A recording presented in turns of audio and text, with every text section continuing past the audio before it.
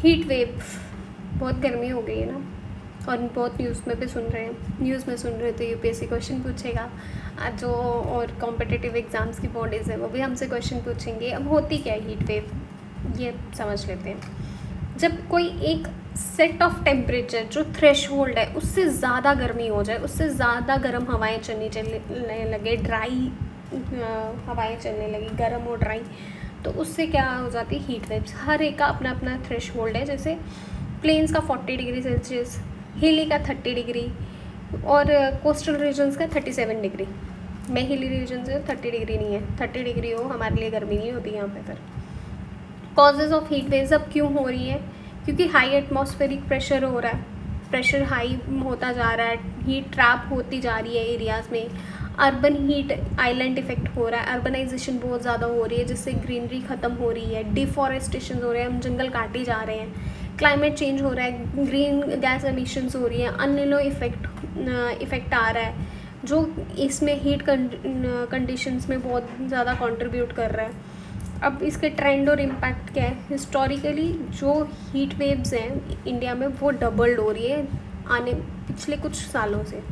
जैसे राजस्थान, गुजरात, मध्य प्रदेश, उड़ीसा, तेलंगाना, यहाँ पे तो बहुत ही ज़्यादा बुरा इफ़ेक्ट पड़ रहा है हीट वेव्स का।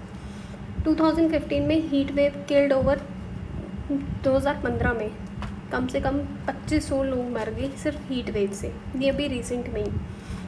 अब करंट अफेयर्स के हिसाब से तो अभी 2024 में एक्सटेंड किया गया था हीट वेव सीज़न को नॉर्थ वेस्टर्न और सेंट्रल इंडिया में। दिल्ली, राजस्थान और यूपी में टेम्परेचर कितना पहुंच गया था, 45 डिग्री सेल्सियस तक, और कब पहुंचा था, अप्रैल 2024 में। और WMO ने एक्सट्रीम हीट विद ऑनगोइंग अनलो इफेक्ट भी चल रहा था। अब ग्लोबल इम्पैक्ट क्या पड़ा, यूरोप में 2023 में हॉटेस्ट समर रिकॉर्ड की गई, वाइल्ड फायर्स हुई ग्रीस और इटली में। USA में 2022 में और 24 में क्या हुआ, हीट वेव्स से हेल्थ इमरजेंसीज आ गई, कैलिफोर्निया, टेक्सास में पावर आउटरेजेस हो गए। फिर 2022 में रिकॉर्ड ब्रेकिंग टेम्परेचर डिस्टर्ब हो गया, वाटर सप्लाईज में इफेक्ट आने लगा, पावर जनरेशन में इफेक्ट आने लगा। अच्छा, अनलिनो लालिनो क्या है, अनलिनो लालिनो क्या होती है, पैसिफिक क्लाइमेट पैटर्न्स होता है जो ग्लोबली वेदर को इफेक्ट करता है। अनलिनो में क्या होता है, वार्म वाटर होता है और वीक ट्रेड विंड्स होती हैं। और लालिनो में क्या होता है, कूल वाटर होता है, स्ट्रॉन्ग ट्रेड विंड्स होती हैं। El Nino refers to the warming of the surface waters.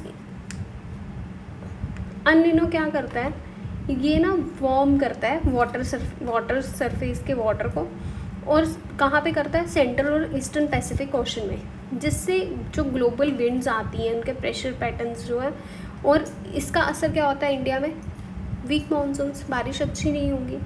और अनलिनो में क्या होता है, like India, Australia, south east Asia, यहाँ पे ड्राइनेस आ जाती है, हॉटर कंडीशंस आ जाती हैं, रिस्क ऑफ हीट वेव्स बढ़ जाता है।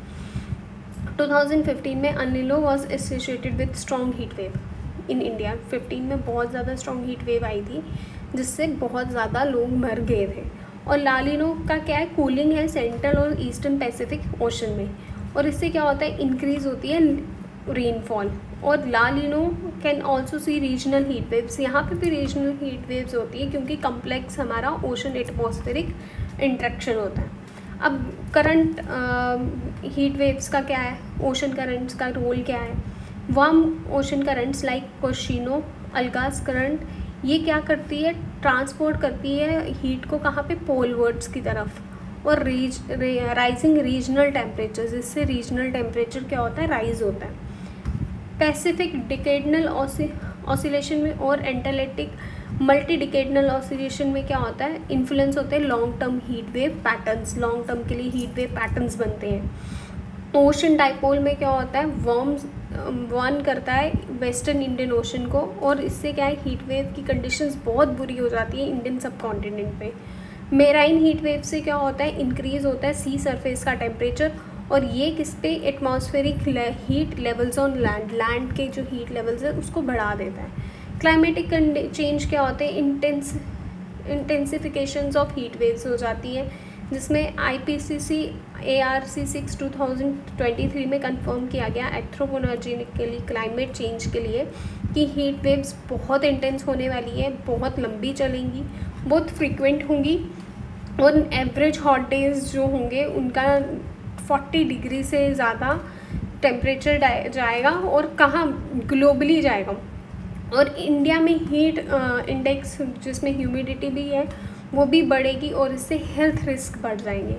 इम्पैक्ट क्या है? ह्यूमन हेल्थ पे इम्पैक्ट पड़ता है, डिहाइड्रेशन हो जाती है, हार्ट स्ट्रोक हो जाते हैं, कार्डियोवास्कुलर स्ट्रेन्स हो जाती है, इवन तक कि आपकी डेथ भी हो सकती है। वनरेबल ग्रुप्स में बच्चे, बूढ़े, लेबरर्स की बुरी हालत हो जाती है। एग्रीकल्चर, हमारी क्रॉप ख़त्म हो जाएगी, वीट ख़त्म हो जाएगा, पल्सेस ख़त्म हो जाएंगी, लाइवली स्टॉक्स डेथ होने चली जाएंगी, मिल्क प्रोडक्शन कम हो जाएगी, वाटर स्ट्रेस, ड्राइंग, हमारी जो वाटर बॉडीज़ है वो ड्राई होना शुरू हो जाएंगी, इंक्रीज़ बढ़ जाएगी, हमारी डिमांड बढ़ जाएगी इरिगेशन की, ड्रिंकिंग वाटर की। इकोनॉमिकली हमें रिड्यूस प्रोडक्टिविटी, हमारी प्रोडक्टिविटी कम हो जाएगी, हमें कंस्ट्रक्शन और एग्रीकल्चर में और इन्वेस्ट करना पड़ेगा, बाहर से चीज़ें भी लानी पड़ सकती है, एक्सपोर्ट्स बढ़ जाएंगे हमारे, एनर्जी कंजप्शन बढ़ जाएगी कूलिंग के लिए, बायोडाइवर्सिटी, मोर्टेलिटी रेट बर्ड्स और एक्वेटिक एनिमल्स का बढ़ जाएगा,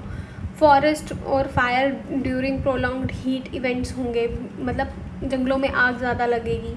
heat wave and disaster management में नेचुरल डिज़ास्टर मैनेजमेंट अथॉरिटी कुछ इशू करती है guidelines heat wave action plans को लेके, वो लॉन्च की गई, जैसे गुजरात, उड़ीसा, महाराष्ट्र में। वार्निंग्स देना हम शुरू कर देते हैं पहले ही कि हाँ भाई अब से लेकर अभी जैसे 29 मई से लेकर 2 जून तक बोल रहे हीट वेव्स का असर बहुत ज़्यादा होने वाला है। अभी भी बहुत हीट वेव्स चल रही है भाई, मेरी स्किन जल जाती है, स्किन बर्न हो जाता है इन लोगों को। Urban heat management, cool roofs, green cover expansion बढ़ाना पड़ेगा, स्मार्ट सिटीज़ को इनकरेज करना पड़ेगा कि इंफ्रास्ट्रक्चर ऐसे बनाओ कि आपका जो छत है वो कूल रहे और हम लेस पावर को कंजप्शन कम करें। इंटरनेशनल सेंडाई फ्रेमवर्क जो 2015 और 30 की बात करता है कि हमें इस हीट वेव को कम करना है, डिज़ास्टर्स कम करने हैं, मल्टी सेक्टरल प्लानिंग करनी चाहिए हमें। पेरिस एग्रीमेंट 2015 में एम क्या है, 1.5 डिग्री सेल्सियस तक का हमें कम करना है, लिमिट करना है, कम करना है हर साल, बट हो नहीं पा रहा, होगा कैसे। फिर global heat health information network है जो कोलैबोरेट करता है गवर्नमेंट के साथ हीट हेल्थ स्ट्रेटजीज़ को लेके। फिर अभी करंट अफेयर्स में देखा जाए, इंडियाज़ हीट एक्शन प्लान 2024 से 25 के बीच में, जिसमें 130 डिस्ट्रिक्ट्स और 23 स्टेट्स में इसकी कोलैबोरेशन हुई है। फिर डिजिटल टूल्स फॉरकास्टिंग के लिए नासा की यूज सैटेलाइट डाटा से हम मॉनिटर कर सकते हैं लैंड सरफेस टेम्परेचर को। क्लाइमेट फाइनेंस अडेप्टेशन है, global south heat adaptation fund COP28 summit to support vulnerable countries. PM Gati शक्ति एंड अर्बन प्लानिंग हमने लाया है, जिसमें हम infrastructure programme, urban designing review कर रहे हैं। वे फॉरवर्ड हम कैसे कर सकते हैं, हीट एक्शन प्लान को लाके Tier 1 Tier 2 सिटीज़ में, रूरल्स में इंटीग्रेट कर सकते हैं, स्कूल क्लोजर्स को, फ्लेक्सिबल वर्क आवर्स कर सकते हैं पीक समर्स में, डाटा ड्रिवन गवर्नेंस कर सकते हैं, AI का यूज़ कर सकते हैं, प्रमोट कर सकते हैं स्मार्ट सेंटर्स सिटीज़ में, लॉन्ग टर्म प्लानिंग कर सकते हैं, ग्रीन रूफ्स बना सकते हैं, अर्बन फॉरेस्ट कर सकते हैं, क्लाइमेट रिसाइलेंट हाउसिंग कर सकते हैं, प्रमोट कर सकते हैं सोलर रिफ्लेक्टिव मटेरियल्स को। ग्लोबल कॉरपोरेशंस में इंडिया कोलैबोरेट किन कंट्रीज़ के साथ है, ग्लोबल कॉरपोरेशन में इंडिया किन कंट्रीज़ के साथ है, ऑस्ट्रेलिया, USA और अफ्रीका। और यही models Ahmedabad heat action plan globally हम शेयर करते हैं। Heat waves are no longer seasonal anomalies but recurring climate disasters. इससे बहुत डिज़ास्टर्स आते हैं क्योंकि अनिलो है, लालिनो है, ओशन करंट्स हैं, शिफ्ट्स हो जाती है, ग्लोबल वार्मिंग आ जाता है, तो बहुत सारी चीज़ों पे इम्पैक्ट पड़ता है, हमारे पूरी इकॉनमी पे भी इफ़ेक्ट पड़ता है। आपको जब हम स्कूल में होते थे तो कुछ घरों में AC होता था, फिर अगर घर में AC होता था तो जस्ट एक घर में एक ही AC होता था। एक टाइम ऐसा आया, अब एक घर में 4 AC हैं, तो कितनी पावर कंजप्शन बढ़ गई है, कितना हम इलेक्ट्रिसिटी का यूज़ कर रहे हैं, कितना बर्डन डाल दिया है, उससे भी इफ़ेक्ट पड़ रहा है। तो रूफ़ पे गार्डनिंग करो, आप रूफ़ पे पौधे लगा सकते हो, छत पे पौधे लगा सकते हो कि इनकी कंजप्शन कम हो सके। ग्राउंड फ्लोर्स पे ज़्यादा रहो, अपर फ्लोर पे कम रहो, ये कर सकते हो। अपने आगे पीछे ग्रीनरी रख सकते हो, ठंडी ठंडी हवा चलती है, मेरे घर पे तो है। That's it. और ये हीट वेव का कंसेप्ट ख़त्म हुआ। आई होप आपको अच्छा समझ में चाहिए हो। Please like share and subscribe. Bye bye, take care.